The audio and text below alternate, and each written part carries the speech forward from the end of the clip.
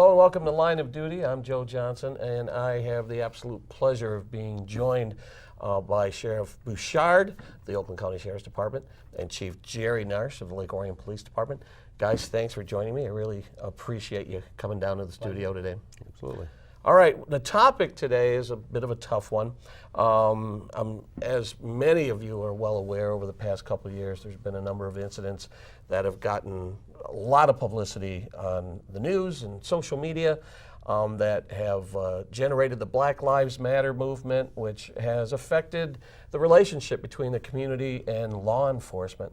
So I've invited these two gentlemen here to come down and talk about some of the issues that law enforcement is facing today and what can be done to kind of fix that relationship and address how these incidents have affected law enforcement across the country. So I read recently on Wikipedia that about 14 or so incidents over the past few years have led to the Black Lives Matter movement, which has impacted the perception of law enforcement to the point where people almost look at it as a us versus them relationship.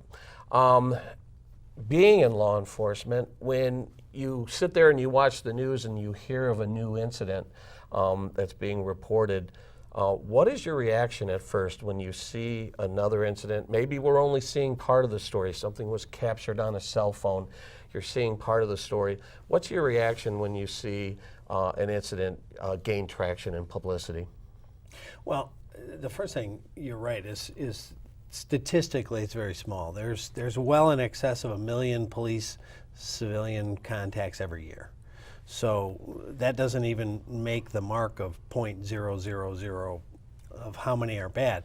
Now, I'll say up front that if a police encounter is improper, inappropriate, illegal, none of us have tolerance for it. Mm-hmm. Police executives believe in holding folks accountable. But the problem is that with a 24-hour news cycle that's constantly feeding to try to keep people's attention, they usually look for visuals. And if you get a cell phone video or some kind of video of something that's dramatic, and any use of force is dramatic. I mean, any street fight or any weapon involved, it is not pretty, even if it's legal and appropriate, and it is dramatic. So it's especially dramatic if it's improper. So in those small number of police situations where it's dramatic and improper, you see it time and time and time and time again on all the different media platforms and in social media, and it begins to build this perception as, wow, what's going on? You don't have the 1 million plus contacts where, you know, everything went right and the officers were professional and there was no use of force involved. That's not news, is it? and they don't talk about the 50-some thousand police officers that are assaulted every year in the line of duty. Or, you know, yesterday you had an individual who dove into a river to try to save a woman from committing suicide and he drowned. A selfless act. There's no video of that. I think that's a emblematic kind of reaction for men and women that put on a uniform, whether it's military or it's police or it's fire service. They do that because they want to make a difference and they care about people. And people that tarnish that badge ought to be removed. Right. But statistically, it's a small number, but the perception has fueled that it's an everyday event. And frankly, I think the past administration helped fuel that with some of the prognostications that they were making before investigations have even begun. Right.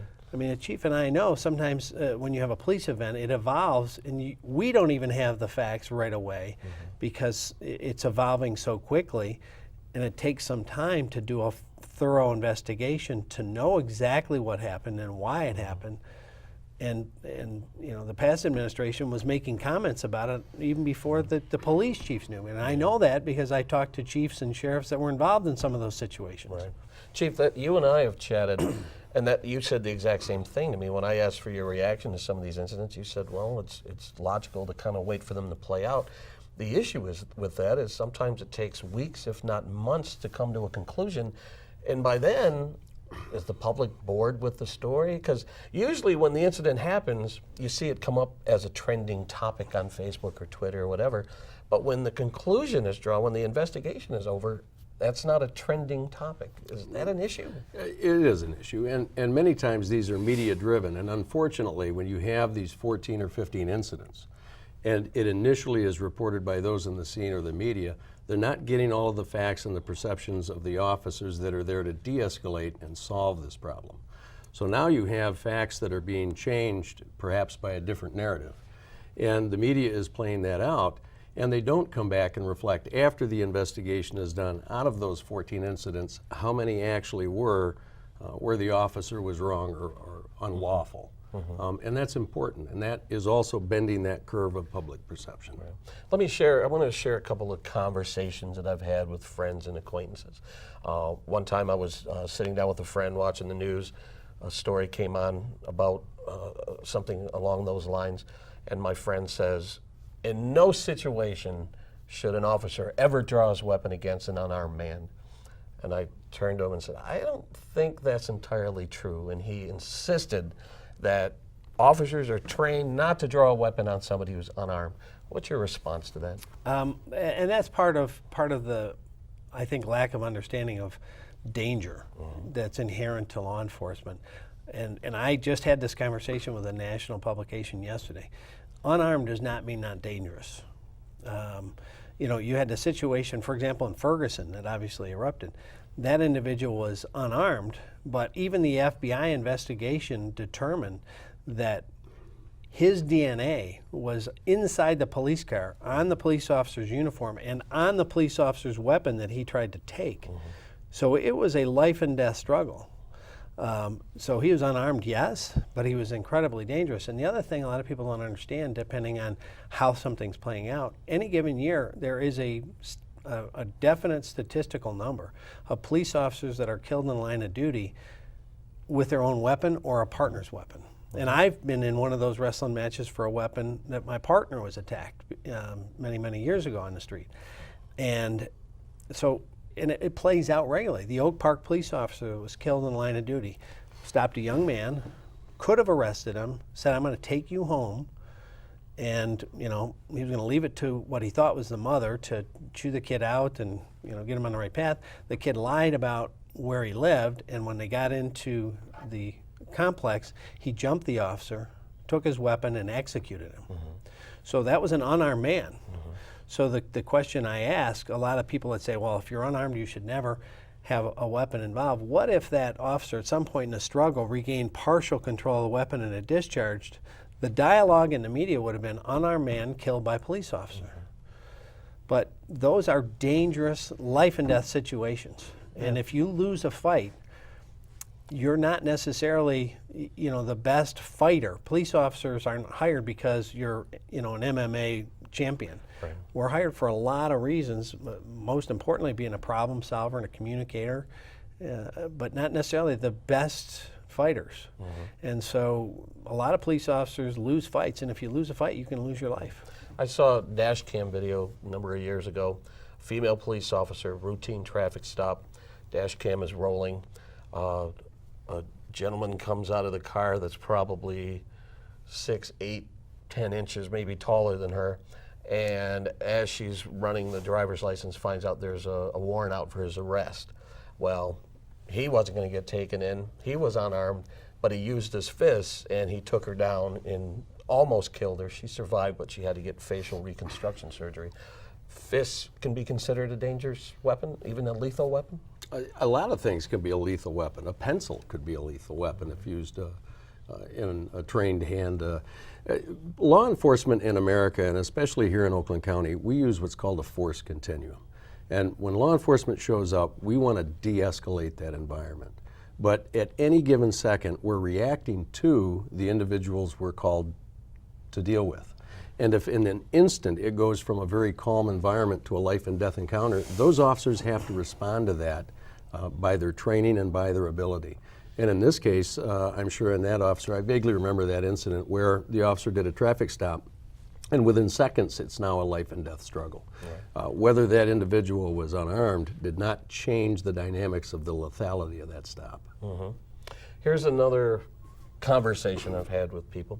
someone would say, we're watching the story unfold, and they say, well, that person would be alive today if they would just comply with the officer. And it's like, no, wait a second. Yes, most people with common sense would comply with an officer. When I get pulled over, which is rare, I'm yes sir, no sir. What can I get for you? You need my driver's license, registration? Yes sir. Thank you, sir. If he hands me a ticket, I'm saying thank you as I drive away. So most people with common sense are going to comply with the officer, but there are people who resist for some reason. Is non-compliance necessarily a death warrant? Well, you're jumping quantum leap into non-compliance. You have a right to kill them. Police officers only exercise lethal force when they believe their life or someone else is in immediate jeopardy. That's when they exercise that. And if it's outside that, you've seen them charged across the country, where someone's running away and it's not for a violent felony and they've shot, they've been criminally charged. So it doesn't go from non-compliance to, okay, now I can do anything I want. But the kind of really emblematic situations is that it escalated and escalated and escalated and ultimately ended up in a lethal situation. And then you have to judge by the totality of circumstances, was that an appropriate use of force? And that's judged every time police officers use force.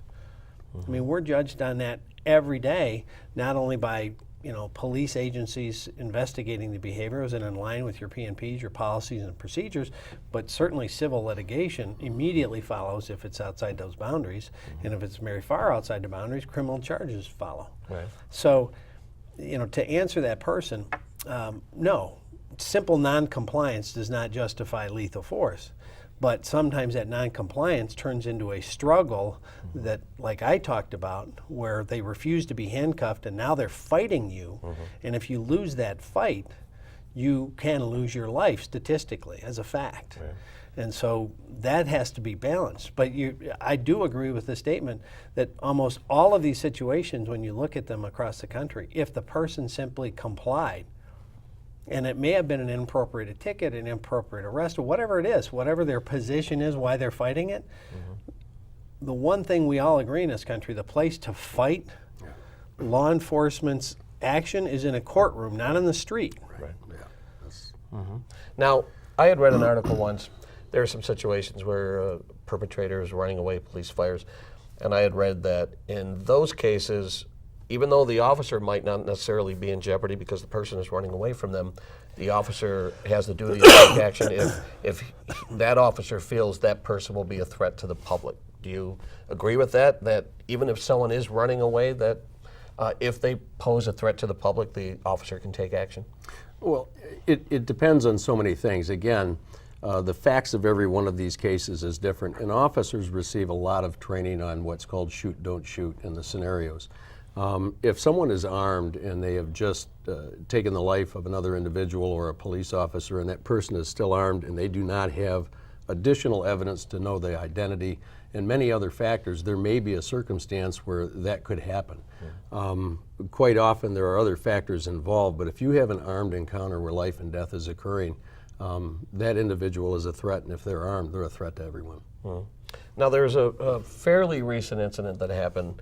The aftermath was recorded on a cell phone of a person sitting in the passenger seat of a car, got pulled over, routine traffic stop, complied with the officer, alerted the officer that he was a concealed weapons holder, and at some point during the exchange, the officer opened fire and killed the person in the passenger seat.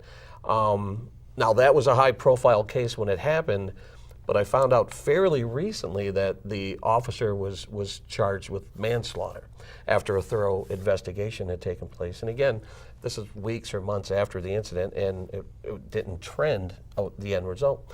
But I want both of you to kind of reassure the viewing public that when something like that happens, when an officer makes a mistake or just acts wrongly, there's a process in place, right? Yeah, absolutely. And I'm not proud to say that, in the past couple of years, we've uncovered, investigated, prosecuted, and actually put in prison former employee of the sheriff's office. So, and we found it all on our own.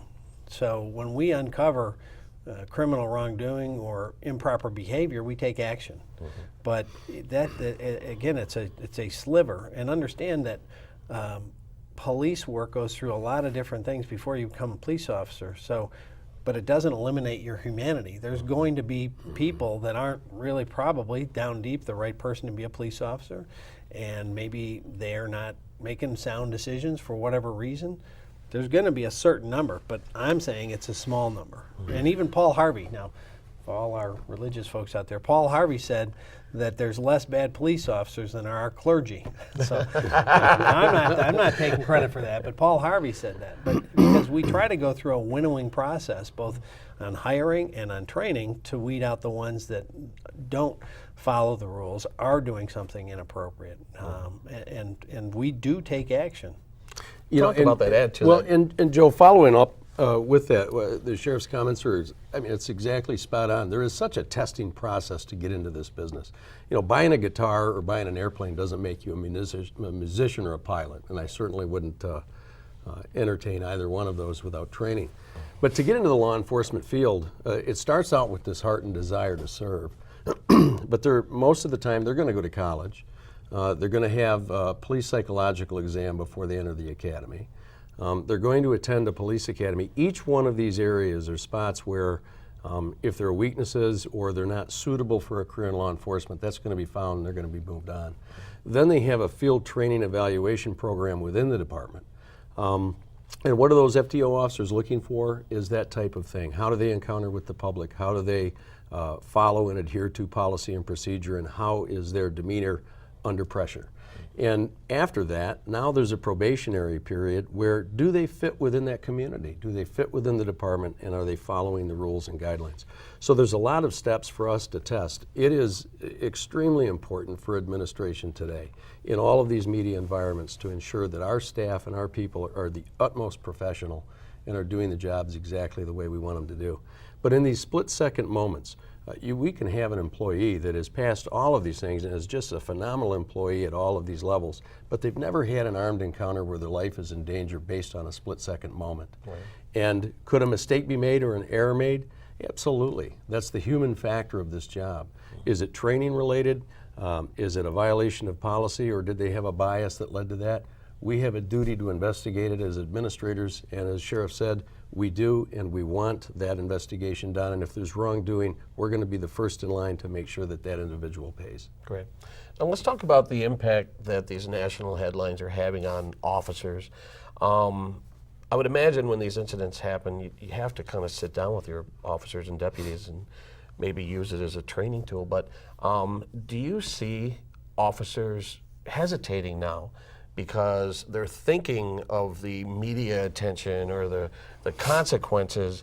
Are they hesitating? I saw a YouTube video of an officer had his gun drawn and a person was out of control, and the officer's yelling at him to not advance, to get down, and the guy's advancing on him, and the guy got on top of the officer, took him to the ground. Now they're wrestling. Now this officer had gun in hand, the guy's obviously a threat, and he couldn't bring himself to level the weapon and pull the trigger, and that's going to cost lives. I follow you on Facebook. I see posts from you, and this is kind of sad. Almost every day, you're passing on your condolences to family and friends of officers slain in the line of duty over the past year. Is hesitation, is the media coverage of these incidents costing lives? Are officers and deputies hesitating? Some are, without question. And that goes to being an administrator that reassures them, do your job. If you do it appropriately within guidelines, both legal, ethical, and moral, I'm going to stand behind you. And a lot of agencies, don't send that clear of a message. And so you've seen a number of cases. There was one female officer in Chicago, and she didn't use her weapon, and the guy beat her into near death, and had to be hospitalized with severe injuries, and surprising he didn't finish the job. Yeah. So you can't allow that to happen. You can't allow the hesitation to happen in an instantaneous decision, because only that person can see and feel and hear what's happening, and they have to be empowered to make what they think is the best decision in that split second. according to their training experience in the law.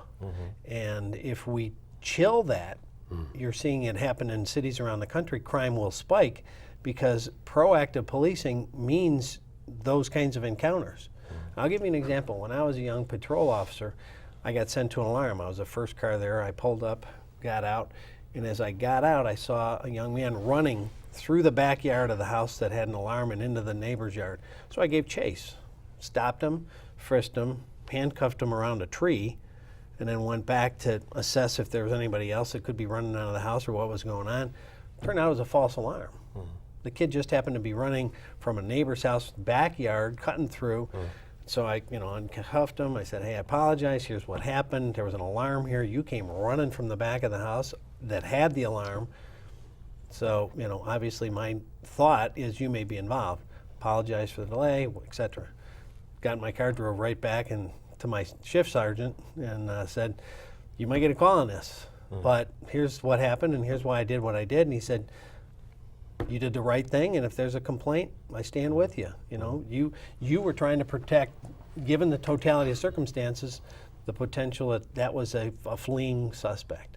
And if the street officers don't feel empowered to use their judgment, what looks to be a problem, and engage in that problem to stop it, the false event like that not only will go untested, but the actual burglar coming out of the back with a pillowcase full of all your family heirlooms will go unchallenged. Because the officer will go, why do I want to put myself out there and get potentially criminally charged or civilly sued or whatever the case may be in this environment? That worries them. And so, I constantly try to tell our folks, you do your job as we lay it out, and I've got your back. And the worst side effect you can have in adding to that is that the officers who got into this career for all of the right reasons, they have the heart and the desire to serve, are now, because of this narrative, and it may be a false narrative, that or an opinion that they're not professionals or not doing their job, that they hesitate and no longer investigate crime. They drive by, they see something that normally they would stop and engage because from their experience and from their knowledge, that's criminal behavior. But the thought process then becomes, my life, my career, my family, and just overall the opinion of me as a professional could be altered by someone who would change the facts of this case. So it's very important. We had 140, I believe it was 140 police officers, law enforcement officers killed in line of duty last year. Now, how many of those officers, if we do a case-by-case analysis of each of them, that hesitation or the fear of reprisal or the appearance that they're doing something wrong played a role in their hesitation that cost them their life? I don't know that statistic, but I'll bet you that there are some factors in play. And the other thing on that point, as the chief mentioned, that the number of how many were killed, police ambushes and homicides are up huge, 300%. And so we're asking the men and women that we put out there, I've got 1,300 employees, and I'm basically saying, go out there, and when you encounter somebody, treat them like your long-lost family and they're your best friend, polite, respectful, and do your business, but they may be trying to kill you, so be prepared for that too. Right. I mean, what a difficult balancing act as they walk up to that car at a dark of night and they have no idea who's in there, to not only be friendly and approachable, but to be prepared to engage in a life-and-death battle instantaneously. I mean, we're asking a lot of the men and women, and I think they're doing it, most of the time, spot on. We have just a few minutes left. I want to throw another thing at you. Is there room for improvement? Can changes take effect? Oh, sure. I read an article one time, somebody said, here's my suggestions how the law enforcement can improve community relations. One of the suggestions was assign more black police officers in urban areas and cities with a higher population of black residents. I don't even know if that's feasible. I don't know if that's possible. Another suggestion was, instead of investigating these incidents internally, that an outside party come in and investigate them to give citizens peace of mind or something like that. Are these solutions feasible? Are you looking at change? Are you looking to fix specific issues? Well, we're constantly looking to improve. I submitted to both Congress and the legislature what I call Police 2.0 a number of years ago, with tangible suggestions of how I think we could improve law enforcement in this country. We're all constantly striving to be better. But sometimes it needs help. Like, so for example, there's a lot of people, that complain about certain things, but the legislature and Congress won't give us the tools to do some of these things. For example, we can't give a polygraph test right now in the state of Michigan to police officers. We can't do the kind of in-depth examination of social media. They've made laws against it. Well, we want to thoroughly vet before we hire somebody, and sometimes they put impediments under their privacy concerns that prevent us from thoroughly vetting a potential police officer. So, and then they argue we didn't vet them well. Well, you got to pick a side of the fence, and we would like to have the tools. We would like to be able to have more thorough investigation of previous employment. And right now, civil litigation and all the laws on that basically say, yeah, they were employed here, but if they can't give us their file, or they're potentially going to get sued. We'd like that to be disclosed automatically to another police agency. If they've left my agency and gone to yours or any other police department, I'd like to be able to say this was a great employer, this was not so good, and be honest about it. But a lot of agencies, can't do that for a lot of legal reasons, and that's when you find the officer in Inkster that went to prison for completely inappropriate criminal behavior, who had been let go from another police department before, and they didn't have the record. And they didn't know. And he ended up in he should have never had a badge on the second time. So, there's things that can and should be done, and we're constantly striving to get that done. But it's important to kind of put that whole balance together. As it relates to, more African Americans in cities, African Americans, it kind of depends on the agency if you can do that. I mean, we recruit from minority communities constantly and consistently, and I've actually encouraged minority communities to start charter schools for police and military curriculum that we would be able to draw a pool from to make it kind of a career life choice. Some cities that don't, like the sheriff's office, we have multiple substations, and so we can't send somebody specifically to a substation, because then you interact with union contracts and bump and seniority and location picks and all sorts of things like that.